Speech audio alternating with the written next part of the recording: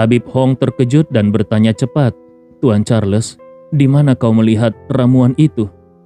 Charles hanya menjawab santai, "Di Indonesia, tepatnya di kota Makassar." Tabib Hong nyaris tidak bisa menahan diri. Dia langsung membungkuk penuh hormat. "Terima kasih, Tuan Charles. Aku akan segera kembali ke rumahku dan menyiapkan segalanya, lalu secepatnya berangkat ke Makassar." Usai berkata demikian, dia pun menoleh ke arah nenek Andi. Wajahnya penuh penyesalan. "Nyonya, aku benar-benar merasa malu.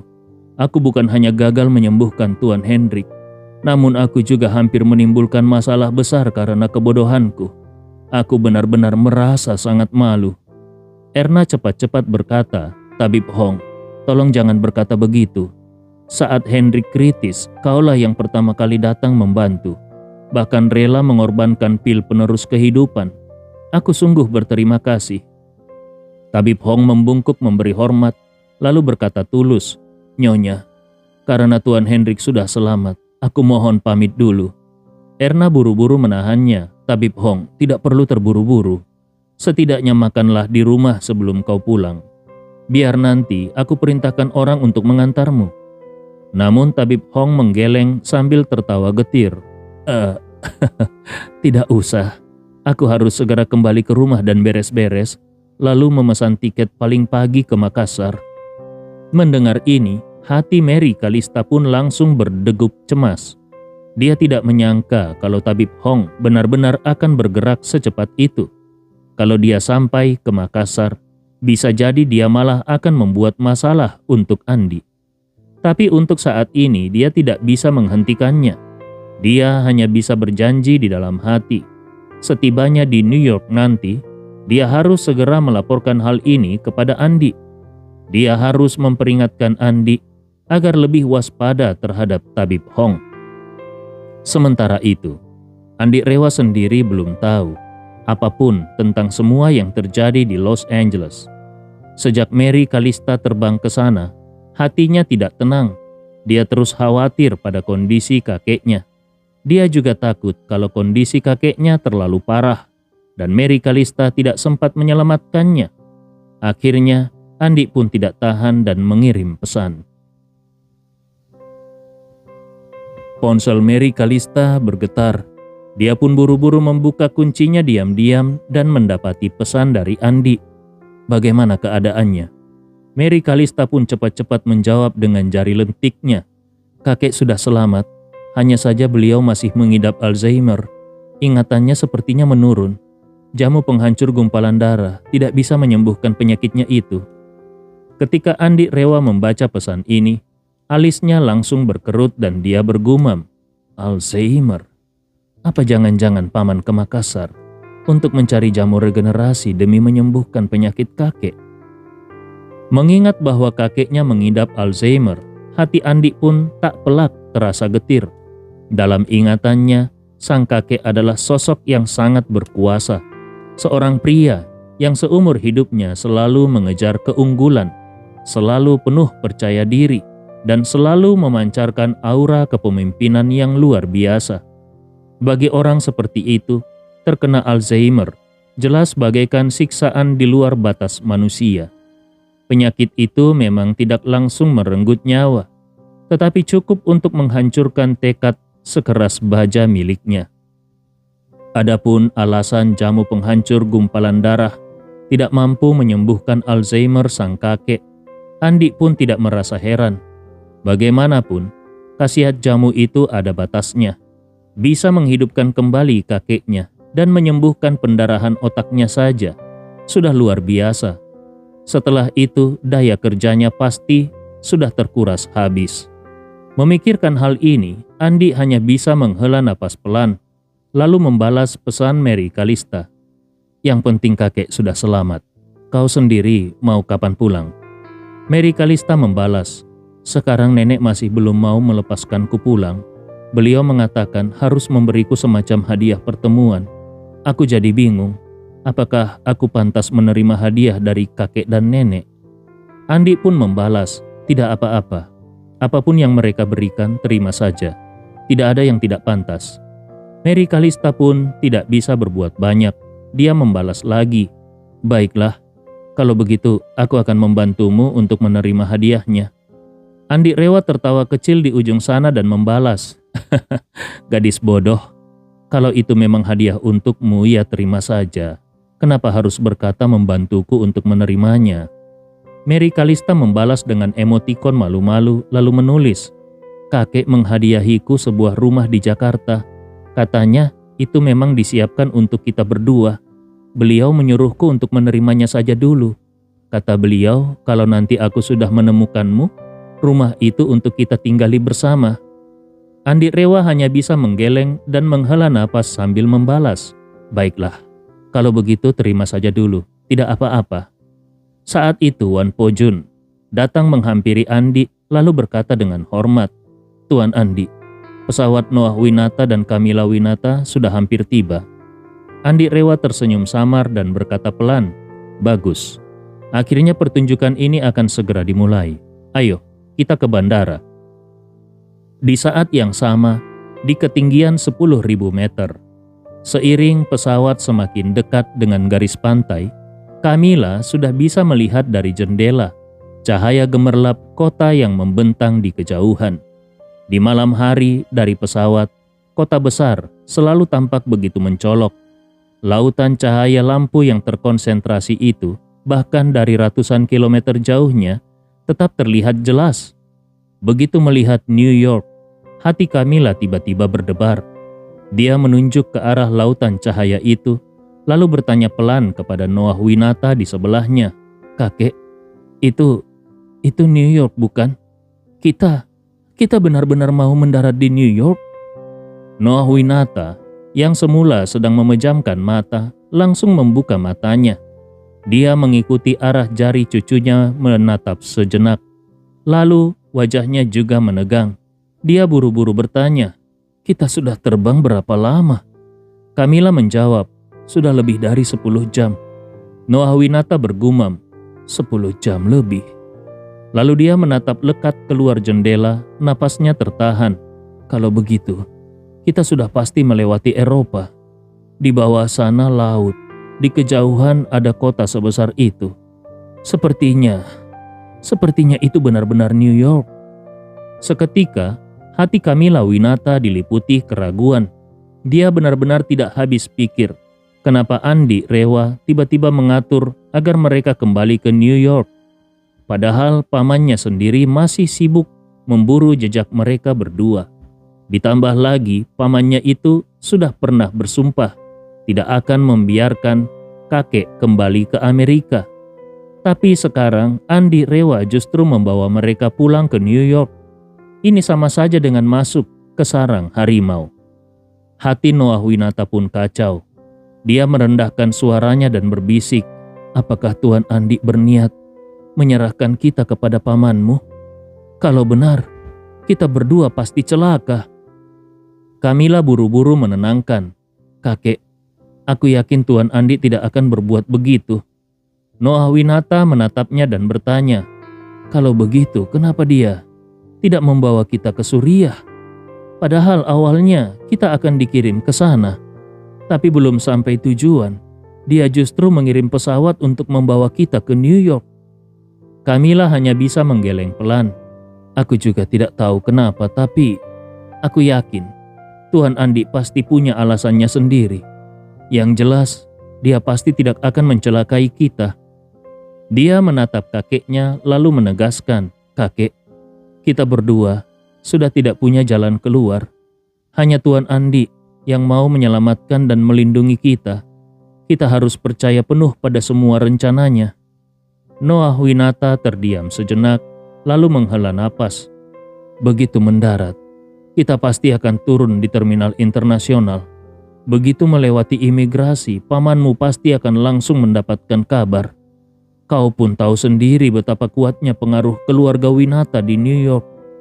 Aku tidak tahu Tuan Andi mau apa, tapi aku benar-benar khawatir dia salah langkah. Kamila menatapnya mantap. Tidak akan, kek. Dengan kemampuannya, semua ini pasti sudah diperhitungkan dengan matang. Kalau nanti benar-benar mendarat di New York, Nona Riani pasti akan menerima instruksi berikutnya dari Tuan Andi. Bisa jadi semua ini justru peluang bagi kita. Noah Winata menatapnya heran. Masuk ke sarang harimau. Peluang macam apa yang bisa kita dapatkan? Camilla tersenyum tipis.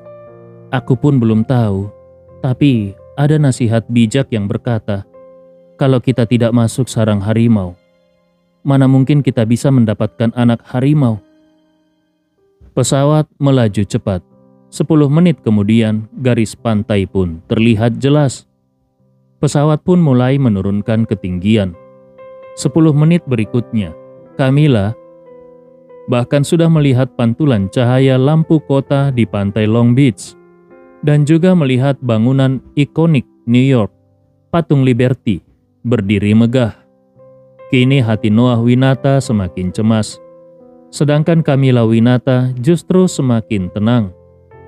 New York sudah di depan mata. Entah kenapa, dia justru punya firasat. Perjalanan ke New York ini bukan musibah, melainkan anugerah. Di dalam hati dia membatin, Tuan Andi membawaku dan kakek kembali ke New York. Tidak mungkin untuk mencelakai kami. Orang seperti Tuan Andi yang bahkan sanggup menolak tawaran pembelian jamu regenerasi bernilai miliaran dolar, mustahil bisa dibeli oleh pamanku. Kalau bukan untuk mencelakai kami, maka pasti ada maksud besar di baliknya. Mungkin Tuan Andi ingin menggunakan kekuatan tertentu untuk memaksa paman merelakan aku dan kakek kembali ke New York. Kalau memang begitu, maka kami tidak perlu lagi hidup kucing-kucingan. Menyadari ini, kening Camilla pun perlahan mengendur dan di hatinya muncul secercah rasa bahagia yang tidak bisa dijelaskan. Tidak lama kemudian, pesawat pun mendarat di Bandara Internasional JFK New York. Pada detik pesawat menyentuh landasan, napas Noah Winata pun tertahan. Sebaliknya, Camilla Winata justru semakin mantap, semakin yakin, dan bahkan sedikit bersemangat. Begitu pesawat berhenti total, Riani langsung menerima pesan dari Andi. Dia berdiri menoleh ke Noah Winata dan Camilla, lalu berkata pelan, Tuan Noah, Nona Camilla, Tuan Andi baru saja memberi kabar. Beliau sudah menunggu kita di luar migrasi. Begitu mendengar bahwa Andi sedang menunggu di luar imigrasi, hati Noah Winata yang semula dipenuhi kegelisahan pun langsung tenang. Selama Andi Rewa ada di sana, maka dia tidak perlu mencemaskan apapun. Bagaimanapun juga, dia sangat paham seberapa hebat kemampuan Andi. Anaknya yang sulung itu jelas bukan tandingan Andi. Sementara di sisi lain, Camilla Winata justru langsung gugup begitu mendengar Andi Rewa menunggu di luar. Di dalam hati dia mendesah cemas.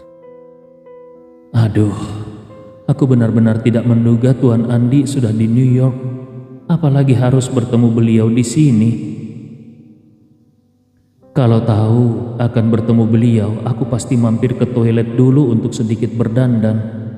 Beberapa waktu ini kami selalu terkatung-katung di laut. Wajah pun polos tanpa riasan. Bagaimana kalau Tuan Andi kecewa melihatku? Tentu saja Riani tidak tahu apa yang berkecamuk di benak Camilla. Melihat Camilla tampak sedikit gelisah, dia pun maju selangkah dan menenangkan. Nona Camilla, tidak perlu khawatir. Selama Tuan Andi ada di New York, siapapun tidak akan berani berbuat apa-apa kepadamu. Camilla tahu kalau Riani salah paham, tapi dia tidak mau menjelaskan lebih jauh. Dia takut Riani bisa membaca gejolak rasa malunya sebagai seorang gadis. Jadi dia hanya mengangguk pelan, lalu menegaskan, "Tenang saja, aku sama sekali tidak takut." Riani pun tersenyum maklum lalu berkata, "Kalau begitu, ayo kita turun." Begitu turun dari pesawat, rombongan pun langsung menuju gerbang imigrasi di terminal khusus jet pribadi. Saat itu, Andi Rewa sudah berdiri menunggu di pintu keluar imigrasi. Bahkan sebelum benar-benar melewati imigrasi, Camilla sudah bisa melihat Andi dari kejauhan. Melihat Andi tersenyum lembut ke arahnya, Camilla pun buru-buru membalas dengan lambaian tangan kecilnya, meski wajahnya tampak malu-malu.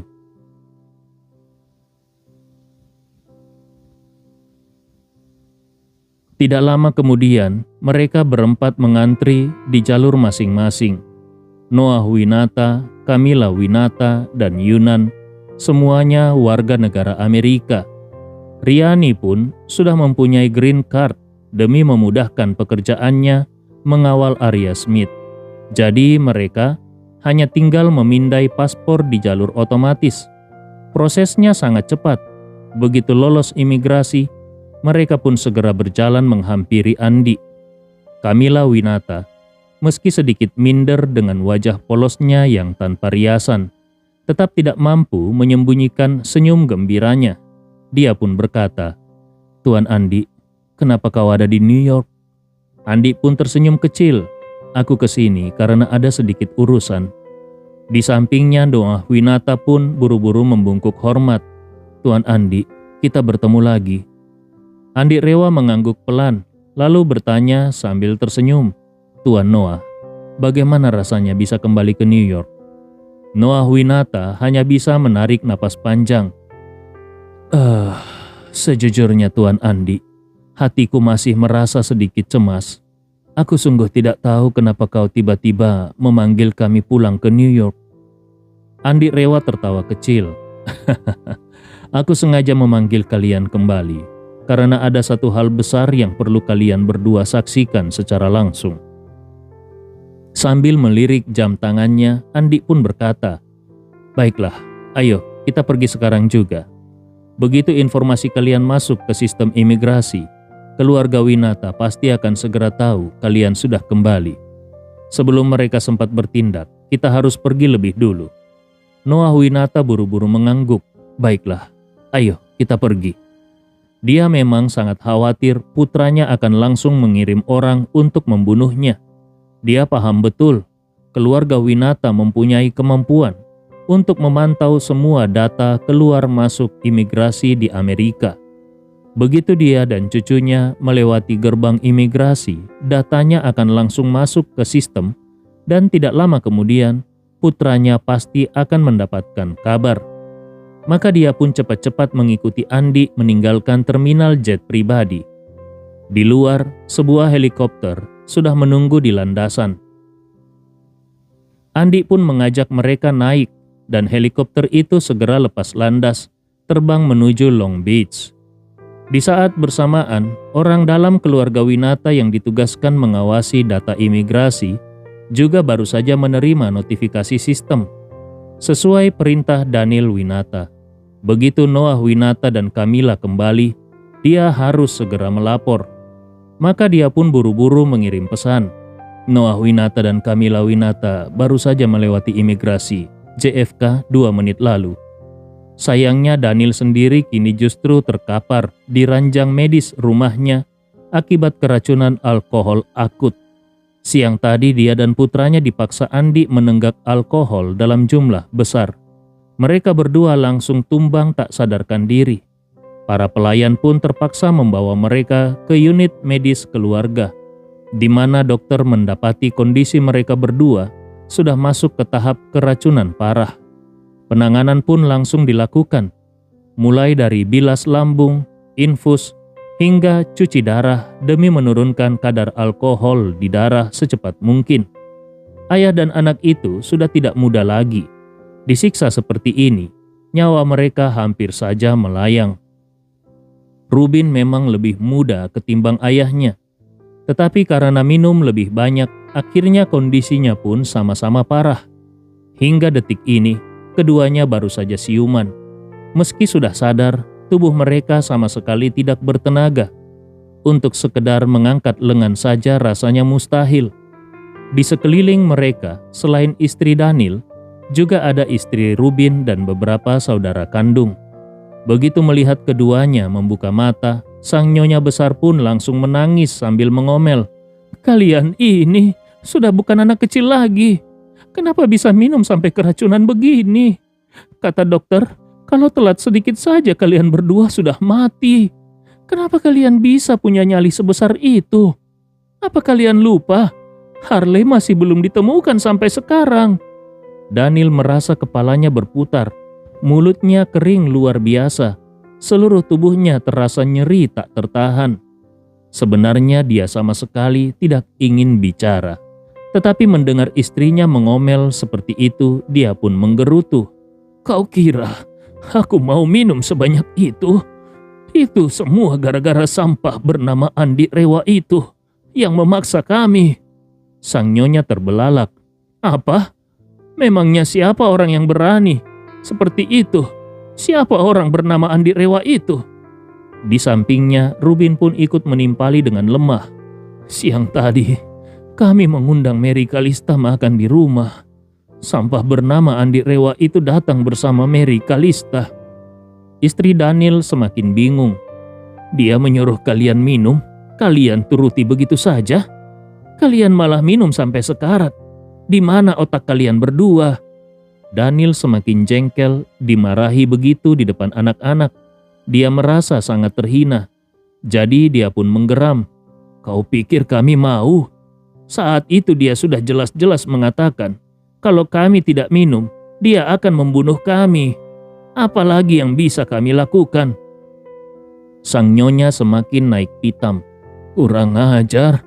Anak kemarin sore berani besar kepala di rumah keluarga Winata. Di mana dia sekarang? Rubin mendesah putus asa. Dia sudah pergi. Orang itu luar biasa kuat. Bahkan Bertrand pun bukan tandingannya. Harley juga diculik olehnya. Coba bayangkan, apa yang bisa kami lakukan waktu itu? Istri Daniel terperanjat. Apa katamu? Harley diculik olehnya? Rubin mendesah lagi. Benar, dia sendiri yang mengakuinya. Aku sempat menyuruh Bertrand menanganinya. Siapa sangka di hadapannya Bertrand sama sekali tidak berguna. Baru dipukul beberapa kali saja dia sudah merangkak seperti anjing dan memohon ampun. Saudara Rubin, Mario, tiba-tiba berkata, Pantas saja Bertrand terus berlutut di ruang makan. Siapapun yang memanggilnya dia tidak mau berdiri. Aku kira dia takut dimarahi gara-gara kalian mabuk. Makanya dia berlutut minta ampun. Rubin langsung marah besar. Omong kosong. Dia itu ketakutan kepada pemuda bernama Andi Rewa itu. Konon pemuda itu menghancurkan kultivasinya. Makanya dia berlutut di sana dan tidak berani bergerak. Manusia tidak tahu balas budi itu. Aku pasti akan membunuhnya nanti. Mario tiba-tiba ingat sesuatu dan berkata, Bertrand mengatakan, orang itu berkata dia akan datang lagi malam ini. Mendengar itu, Daniel dan Rubin sama-sama merinding seketika. Mereka menatap Mario dengan wajah pucat. Apa katamu? Bagi Daniel dan Rubin, meskipun mereka baru bertemu Andi 1-2 kali, rasa takut mereka pada Andi sudah mendarah daging. Inilah alasan kenapa. Meskipun mereka sudah mengalami penghinaan fisik dan mental dari Andi, bahkan tahu Andi Rewa menculik Harley, mereka tetap tidak berani membalas dendam. Tapi mereka sama sekali tidak menyangka, mereka memang tidak berani mencari Andi. Tetapi Andi jelas tidak akan segan mencari mereka. Daniel yang ketakutan pun langsung panik dan berseru, cepat, kumpulkan semua pengawal sekarang juga. Lengkapi mereka dengan senjata api. Kalau si brengsek itu berani datang, tembak mati dia di tempat. Mario tidak berani menunda, buru-buru mengangguk. Baik ayah, aku akan segera mengaturnya. Daniel buru-buru menambahkan, cepat, bawa aku ke ruang perlindungan darurat. Sebagai keluarga konglomerat, keluarga Winata mempunyai segudang rencana darurat. Di dalam kompleks rumah mereka dibangun sebuah ruang perlindungan khusus di kedalaman 100 meter di bawah tanah. Ruang perlindungan itu dibangun setara dengan bunker darurat di Gedung Putih, bahkan tahan serangan nuklir. Begitu masuk dan menutup pintu bunker sepenuhnya, siapapun tidak akan bisa berbuat apa-apa pada orang di dalamnya. Ruang perlindungan itu dilengkapi sistem pendukung hidup super canggih dan pasokan logistik yang melimpah. Belasan orang bisa hidup di sana setahun penuh tanpa masalah. Hanya saja, Sejak selesai dibangun, tempat itu belum pernah benar-benar dipakai. Selama ini hanya dijaga dan dirawat. Keluarga Winata percaya, kalau bukan Perang Dunia Ketiga, ruang perlindungan itu tidak akan terpakai. Siapa sangka, hanya gara-gara seorang anak muda, hari ini bunker super mahal itu akhirnya harus dipakai. Istri Daniel masih belum paham sepenuhnya.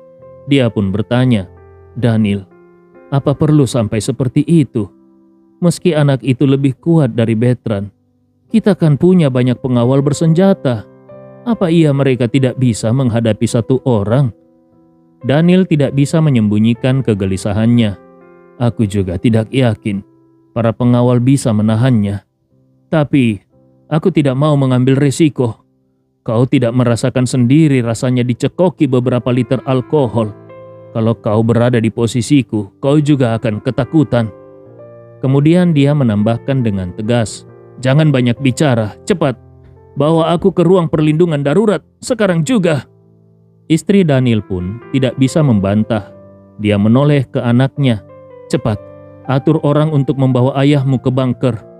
Rubin tiba-tiba bersuara, "Aku juga mau ikut." Istri Daniel langsung menatapnya sinis. "Lihat betapa pengecutnya kau. Anakmu sendiri diculik dan telinganya dipotong, tapi kau bukannya balas dendam malah jadi kura-kura yang bersembunyi di cangkang." Mendengar itu, wajah Daniel pun langsung kusut. Istrinya memarahi anaknya sebagai pengecut. Bukankah itu sama saja menampar harga dirinya juga? Wajah Rubin juga semakin tegang. Dia tidak tahu harus menjawab apa. Tiba-tiba, kepala pelayan Daniel berlari masuk tanpa sempat mengetuk pintu dan dengan napas terengah dia berkata, "Tuan, ada masalah." Daniel terlonjak kaget dan refleks bertanya, "Kenapa? Apakah pemuda brengsek itu sudah datang?" Sang kepala pelayan buru-buru menggeleng, Bukan itu. Tuan Noah dan Nona Camilla pulang." Daniel terkejut setengah mati, matanya membulat. "Apa? Mereka pulang? Kapan? Di mana mereka sekarang?" Kepala pelayan menjawab cepat, "Sekitar 10 menit lalu, mereka masuk lewat imigrasi JFK. Mengenai di mana sekarang mereka, kami juga belum tahu." Daniel langsung naik pitam. "Bukankah aku sudah mengatakan, begitu mereka kembali langsung kabari aku? Kenapa baru sekarang? Sudah 10 menit berlalu. Bagaimana kita bisa tahu kemana mereka kabur?" Kepala pelayan menjawab pasrah, "Mata-mata di imigrasi langsung mengirim pesan ke ponsel Tuan. Tapi Tuan tidak membalas. Karena itu dia menghubungi aku." Daniel membentak, "Di mana ponselku?" Istrinya menimpali dengan gugup, Tadi, waktu kau di operasi darurat, semua baju harus dilepas. Ponselnya aku simpan di lemari." Daniel membentak marah, "Bodoh! Kau tahu tidak, 10 menit itu bisa membuat rencana hancur. Aku sudah menyiapkan pembunuh bayaran di sekitar bandara. Begitu mereka muncul seharusnya langsung ditembak mati di tempat. Sekarang mereka sudah kabur. Siapa yang bisa menemukan mereka?" Istrinya merasa terpojok. Mana aku tahu akan seperti ini jadinya." Daniel bergumam geram, "Orang tua itu sengaja pulang saat situasi kacau begini. Pasti dia ingin memanfaatkan kekacauan ini untuk membalikkan keadaan. Benar-benar licik. Umur sudah hampir 100 tahun, masih bisa mencari celah seperti ini." Rubin buru-buru bertanya, "Lalu, bagaimana sekarang?" Daniel berpikir cepat, lalu memberikan perintah kepada anaknya Gio Winata. "Gio, sebarkan pengumuman di pasar gelap. Siapapun yang bisa membunuh mereka berdua, kubayar 10 miliar. Cepat, buat seluruh New York turun ke jalan mencari mereka." Saat itu, Daniel sudah membuang rasa takutnya pada Andi jauh-jauh. Dia sadar, kembalinya sang ayah sama sekali bukan kabar baik. Ini jelas usaha untuk merebut kembali posisi ketua keluarga. Daniel butuh puluhan tahun menunggu momen tepat untuk menjatuhkan ayahnya. Lewat tekanan hukum dan ancaman kematian, dia berhasil memaksa ayahnya mundur. Tapi sekali Noah Winata kembali, dia tetap bisa secara sah menuntut pembagian kekayaan. Posisi ketua keluarga memang dipegang Daniel, tapi kekayaan keluarga Winata tetap milik sang ayah. Noah Winata sewaktu-waktu bisa menuntut memisahkan asetnya dari grup Winata. Kalau itu terjadi, lebih dari 90% kekayaan keluarga Winata bisa hilang di tangan sang ayah. Saat itu, meski Daniel tetap menjadi kepala keluarga, namun keluarga Winata yang dia pimpin hanyalah sisa-sisanya. Aset bisa susut sampai 10 kali lipat. Karena itulah Daniel langsung menargetkan membunuh sang ayah dan keponakannya sebagai prioritas utama.